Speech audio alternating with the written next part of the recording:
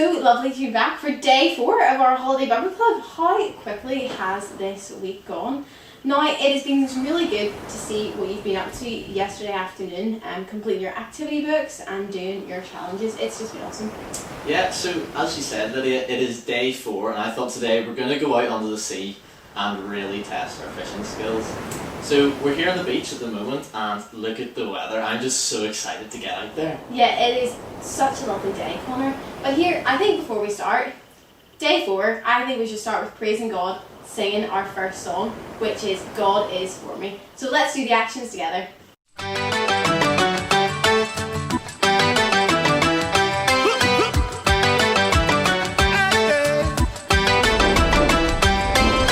Looking out, it's a great big world. Where do I go? How do I fit in?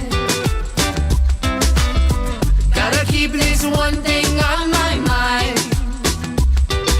The maker of all the universe is on my side. And if God is for me, who can be against me? God is for me, who can be against me?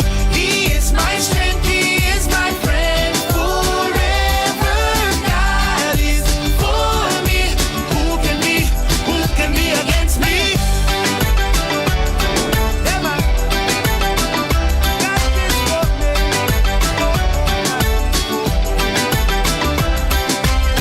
Looking out, it's a great big world. Where do I go? How do I fit in? Gotta keep this one thing on my mind. The maker of all the universe is on my side. And if God is for me, who can be against me? God is for me, who can be against me? He is my strength, He is my friend forever. God is for me, who can be against me? When I just don't understand, God is for me. When life doesn't go the way I planned, God is for me. When I just don't understand, God is for me. When life doesn't go the way I planned, God is for me. If God is for me, who can be against me? God is for me, who can be against me? He is my strength, He is my friend forever. God is for me, who can be against me? God is for me, who can be against me?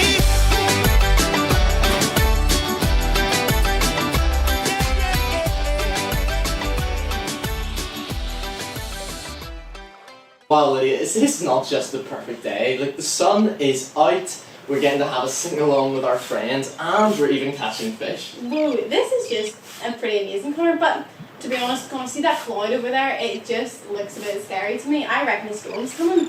Yeah, Lydia, I hope you're wrong, but it doesn't look great, does it? Do you know what? How about we have a game with our friend Paul in the meantime, just to take our mind off things? Yeah, I think so, Connor. That sounds like a plan. Hi boys and girls, great to see you all again. I hope you're having a really good week at Holiday Bible Club this week. It's hard to believe that it's day 4 already. Later on, Lydia is going to be telling you a story about a man in the Bible who was on a boat that was caught in a big storm. And this reminded me of a time whenever I was out fishing for mackerel with one of my good friends, Ricky. And we were out and the sea was really rough. Now, it wasn't probably a full-blown storm, but Ricky said to me, says, "Craigie, I'm really scared. Is it always like this?" Because the boat was going back and forwards. And I said, "Oh, no, it's fine, Ricky." But really, I was scared. But thankfully, we got back, and I think we maybe might have caught 1 or 2 mackerel as well, which was great. So today, the game that we're going to be doing is a game called Shipwreck. Now, this is a game that we would play in BB. So there's going to be lots of running about. So you're probably going to maybe have to do this game in a big room or possibly out in your garden, so you've plenty of space. Now, I'm going to demonstrate some of the actions that you're going to be able to do in this game, and then later on the Logans are going to then demonstrate it for you to let you see just how it works, okay? So if I say port, maybe one side will be port, so you'll run to one side. If I say starboard, you're going to run to the other side. You have to imagine you're on a boat. If I say bow, you're going to go to another side, and if I say stern, you're going to go to another side, okay? If I say captain on deck, you go, aye aye captain, okay? If I say man overboard, you have to go down on the ground and put one leg in the air. If I say climb the ropes, you have to pretend that you're climbing the ropes to get up the sails. If I say man the lifeboats, if there's more than one of you, you'll sit down and pretend to row. If there's two of you, you can get into the same lifeboat, okay? If I say sharks, you'll get down and you'll do a thing like a shark. I'm trying to remember. That's probably enough exercises. But that's the game. The Logans are going to demonstrate it for us, okay? Prizes. So, Prizes. yes, prizes. Thank you, Gillian. So it's back to that time of the night. So we are going to be fishing for prizes. It's competition time. Fishing for prizes. It's competition time. Na na na na na na na. Woo. And today you will see we've got a puffer fish, which is like a water puffer fish. You can squirt water. And we have got also a clownfish as a prize. So what you'll need to do to enter the prize then is, I want you to think of an action which we could use in shipwreck, one that I haven't mentioned. And then what I want you to do is to post it on the Facebook page, okay? So that's going to be on the First Ards Facebook page. It's First Ards Holiday Bible Club Facebook. Now you need to put it on the comments section, so put your videos on if you think of an action that we can do on shipwreck, and then put it on by 6 o'clock tonight. I will have a look, and there's 2 prizes up for grabs, so looking forward to seeing what you come up with, and enjoy the game. Hello everyone, welcome to day number 4 games demonstration with our professional shipmates Matthew and Grace. So I'm going to call out the instructions as Paul was demonstrating, and these 2 professional shipmates will show you how it's done. Hopefully you can do along with it whenever you're demonstrating. So first of all is port. Very good. Starboard. Very good. Bow. Yep. Stern. Yep. Right, back in the middle again. Next one is captain on deck. Aye, aye, Captain. Oh, say it like you mean it. Captain on deck. Aye, Captain. Man overboard. Good. Just watch your head. Yeah. Oh, very good. Clever. Right, back up again. Climb the ropes. Climb them. Aye. Man the lifeboats. Oh, very good. Very good. Right, stand up for your last one. Sharks. And that's the day 4 demonstration. Thanks, Matthew. Thanks, Grace. Well, Connor, you said today was going to be really nice and really good fun, but Connor's reeling so heavily, and I think I just heard thunder, Connor.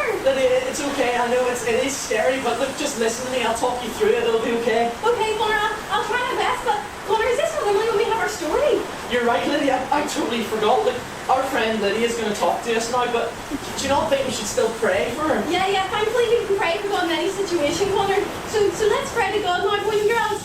Dear God, thank you that you're with us all the time. Dear God, I just pray, God, that you speak to Lydia now and speak to us, God. Use her to tell us more about you and your son. Amen. Hi boys and girls, my name's Lydia and I hope you've been having a really nice time at Gone Fishing this week. It's my turn to tell you the story and I'm really excited to get on to this next bit. So far we've been learning some cool things like learning to fish and learning what we're fishing for. And all this talk of fishermen and fishing made me think about all the experiences I have out at sea. So my husband, Michael, and I, we have a kayak. Now, our kayak, it's kind of like a long boat, a long kind of small boat. And we pump it up full of air and then we go out into the sea. But before we go out, there's a couple of things we need to make sure of. First, we check the weather forecast. We make sure it's not too windy and we check that it's not raining, because it's not really very much fun when you're getting hit in the face with wind and rain. And then when we get down to the beach, we check and see what the waves are like, because sometimes it can be really choppy and the waves can be rolling in, and we're not really that good to be fighting these big waves, because we're just going for a wee kayak, and we might go around Ballyholme Bay and we keep nice and close to the shore. We don't go out that far. And the last thing before we go out is we put on our life jackets, because just in case, who knows, a big wave comes, knocks us off, we'll have our life jackets on. But we're always quite safe because we're never that far away from the shore. But fishermen who go out, and it's their job to go out in the morning time and come back with massive big shoal of fish so that they can sell them and feed everyone around. Those guys can't just say, oh, it's a bit windy, we'll not go out today. And they can't say, oh, look at those waves.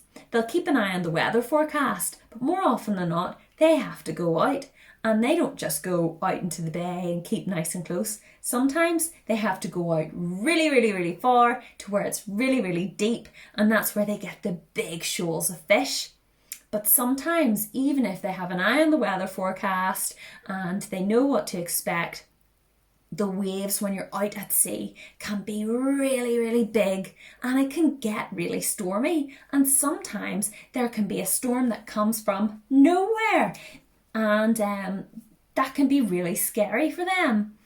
And our story today is about someone who gets caught in a humongous storm, a really, really big storm. Our story today is about a man called Paul. So Paul was lived a really long time ago, and we read about him in the Bible. So Paul was going around telling people about Jesus. So he loved Jesus, and he was telling everyone about Jesus, about the miracles he did, about how he was the Son of God. And there were people, and they were listening to him. But there were some other people, and they didn't believe in Jesus, and they actually really didn't like what Paul was saying, and they really didn't like that Paul was talking to all these people, and people were maybe beginning to believe in Jesus as well. So they wanted him gone, they wanted him rid. So they made up lies. They thought, you know what, we'll make up some things and we'll go and tell the officials. So they went and told the people in charge all these lies about Paul, saying he's doing all this really bad stuff, he's a really, really bad guy. And Paul got put in prison. So Paul was not having a good time. Paul was in prison. No one would believe him that he was actually not a bad guy. None of those things were true.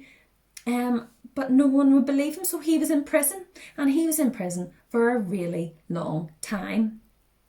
And it came to a point, and I think actually no one kind of knew what to do, because they couldn't prove that he had done these things, and yet they didn't want to let him go free. So Paul came from a place called Rome, and the people in charge of Rome were in charge of a lot of places at the time. So Paul said, send me back to Rome and I'll talk to the man in charge in Rome. I'll talk to Caesar, and maybe he'll listen. So they didn't know what else to do with him, so they said, right, okay, off you go to Rome. Now, going to Rome wasn't just a wee quick trip. It wasn't like popping into Belfast for an afternoon, 20 minutes on the train. It's not like, going to London maybe on a flight for an hour or so. He couldn't get a train, he couldn't get a plane, he couldn't even get in a car and go. It was so far away, and he had to go by boat. Now, this isn't a trip that was going to take a couple of days. This was going to take many, many days. So the next boat to Rome, Paul got on with a guard to look after him, some other prisoners who they also said, well, we'll ship you off to Rome as well. And there were sailors, and then there were other people who were on the boat who maybe wanted to sell stuff at different ports. And this boat was going to stop in at different coastal towns all the way to Rome. So they were getting on okay. Every so often they pull into harbour. Maybe the people on the boat would go off and sell and buy things, and then they go on to the next one. And they pulled into this one harbour, and Paul actually was thinking, do you know what? the weather's going to change. We're coming into winter and we've got a really long stretch to go, and it's in the Mediterranean Sea, and I know that the waves and the winds will be humongous there. So he went to the captain and the ship owners and he said, look, I just think this next bit's going to be really dangerous and we'd be better off if we just stay here until after the winter and then set sail again. So just stop here for a couple of months and then we'll go. But the captain and the ship owners were like, what do you know? You're a prisoner. Why would we listen to you? And all the other people on the boat agreed with the captain. They said, no, we want to keep going. We need to get to the next place. So they didn't listen to Paul and they headed off. Now, it wasn't too long until they all wished that they had listened to Paul. A big wind started to blow. And it was more than a wind. It was like a hurricane. It was so strong. They tried to steer the ship, but the sails couldn't go against the wind. So they just had to go with it. So they were taken completely off course and they were whipped and blown all about the place. And there were waves coming in over the boat and the rain was pouring down and they were just getting battered about. And this isn't a storm that just was a few hours one day. And it wasn't just a storm that was a day or two. This storm went on, and they were so scared. Even the sailors thought, this is it. The ship can't take it. They were so scared that they got ropes and they put it around the boat to try and hold it together. And then they thought, oh, what else can we do? And they threw out a load of the food to try and make it lighter. And they were so tired because they were getting thrown about so much they couldn't sleep. They were probably really, really seasick because that would be awful. And they were just so scared. They couldn't see the sun during the day and they couldn't see the stars at night. So the sailors in that time, they didn't have navigation. They didn't have Google Maps or GPS. They would have used the stars as navigation. So they would know where north would be or south would be based on the stars. So they didn't even know what direction they were going. They were completely lost and they were so scared for their lives. And then one night, Paul had a visitor from God. An angel from God came to Paul and he told everyone the next day, guys, we don't need to be worried. I've got some really, really good news. I had a message from God last night. And he said that we are going to be shipwrecked. At this point, I can imagine everyone was like, well, there you go. We'll be shipwrecked. That's the end of it. Sure, we knew something like that was going to happen to us anyway. But he said, yes, we'll be shipwrecked, but there will be an island and we'll be shipwrecked on the island. And God said he will look after all of us. Every single one of us will get to shore. Now, there was 276 people on the ship. That's a lot of people. And I would imagine not everyone really knew how to swim. So I'm sure there was a lot of people who were still thinking, this guy, Paul, he's a prisoner. Like, what does he know? But he was trying to cheer them up and keep them cheerful. And he was saying, no, like, I know you didn't believe me before, but believe me now. Because he believed that God was actually going to look after them. So there was nothing to do but wait. And more days came of winds and waves and rain. And they were just really at the end of it. They thought there's no way out of this. We are just going to end it here in the middle of nowhere. In an absolute, the ship is going to fall apart.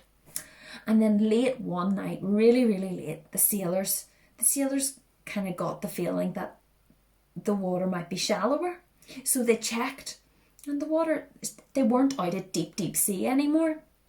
A couple of hours later, they checked again and the water was getting shallower. So Paul was like, this is it. This is it. We must be coming near to land. This is so exciting. And no one had eaten. They were all so worried and uptight and sick and seasick that they couldn't even think of eating. And they didn't even have that much food. But Paul said, eat the food now. We need to eat. We need to get our energy so that we can deal with what tomorrow brings. So daylight came. And there was land. Now, no one recognised the land. They didn't know where they were. But this was absolutely brilliant. but they weren't there yet. So the sailor and the captain was trying to bring it in, trying to get it closer, and crash, shipwrecked. The whole ship started to fall apart as they got onto too shallow water. They landed on a sandbar, and so the ship just started to fall apart. Now, that was God's promise, was that you will be shipwrecked, but everyone will be okay.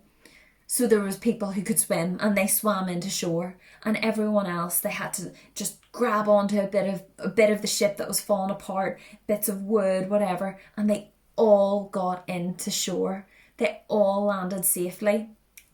I just think that's amazing. They've gone from thinking that they were just going to die at sea, the ship was going to fall apart and the waves were going to take over, to being able to swim in and land at sea. And you know, sometimes following Jesus, being a Christian, it doesn't mean everything's going to be okay. And sometimes we have days where it feels rubbish. Like we could be on that boat. It's like, well, there's no good will come from this. It's just a mess. I just give up. I can't be bothered. Nothing good's going to come from this. And you know, we've maybe had quite a lot of experiences like that recently with lockdown. Maybe we've missed holidays and it feels so rubbish. Maybe we don't get to see our friends or give our nannies or grandas cuddles or see them very regularly. All things in life have changed. We can't go and do the things we love to do, and we've been stuck at home. And maybe you've missed your last day of school and you miss all your school friends. And maybe mums and dads have been really worried about relatives who might be sick, or about jobs and work. And we can all have those times, and it can be more than just a day where we just think, this is rubbish, this is just, there's no good from this. I'm sure Paul had really, really low points whenever he was in prison. He was in prison and he hadn't done anything wrong, but God is always with us. Just like when they were basically about to give up at sea, God was with them, and he said, no, I'll be with you, I'll get you all safe to shore. And the thing about Paul was that he kept telling people about Jesus, even though people had put him in prison for it, and when he was on the ship no one believed him. But he kept going, even when it was hard, even when everyone was just like, oh, you're just a prisoner, you're a bad guy, why would we believe anything you say? He just kept trying to encourage people and tell them to be cheerful. And, you know, God had a plan for Paul. God wasn't finished with Paul, so he wouldn't allow, everything to go completely bad for him. So he was on the boat was about to fall apart, but God had a plan for Paul, and he needed him afterwards. So he looked after him, and God looks after us too. He's always with us, even when we can't see how anything good can come from it. How you think that there's no saving a situation, how it's too rubbish to be fixed. God is always with us, and he's always in control. And just like those people on the boat, all 276 of them, he got them all safe to shore, and he'll do the same for us. He looks after us and carries us and brings us all safe to shore. Thank you so much, Lydia. That was just such a great story. It was so good to hear that even in really tough and hard situations, that God is always with us, Connor. Yeah, totally. Now, thankfully, Lydia, I think we're past the worst of the storm. Thank goodness. But it's just so reassuring to know that we have a God who will never leave us, and who will always be with us, even when things get scary and tricky. Oh, totally, Connor. So I think we should finish off with our last song for today, Connor.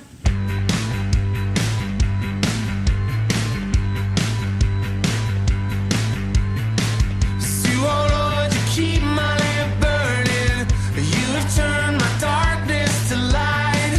Set my feet high on this mountain and put my enemies to flight. So I will praise you as long as I live. Oh, I will praise you